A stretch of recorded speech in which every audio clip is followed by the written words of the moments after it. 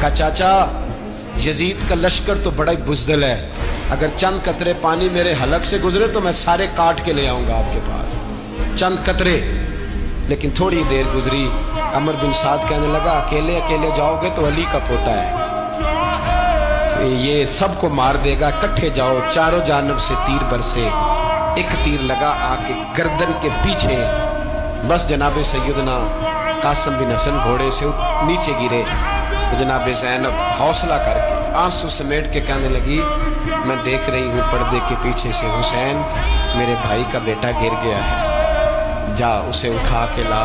حضرت امام حسین ان کو اٹھا کے لائے تو امام حسین نے سینے سے لگایا ہوا تھا تو ان کے پیر، ان کا قد لگتا تھا امام حسین سے زیادہ ہے، اٹھا کے لایا، لٹا دیا گیا۔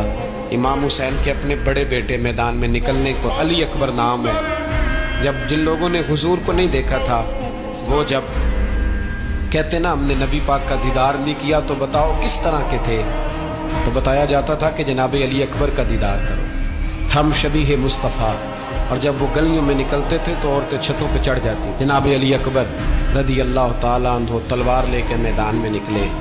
جوان بیٹے دینے بڑے مشکل۔ او یارو رٹا کیا ہے یہ تو بتاؤ،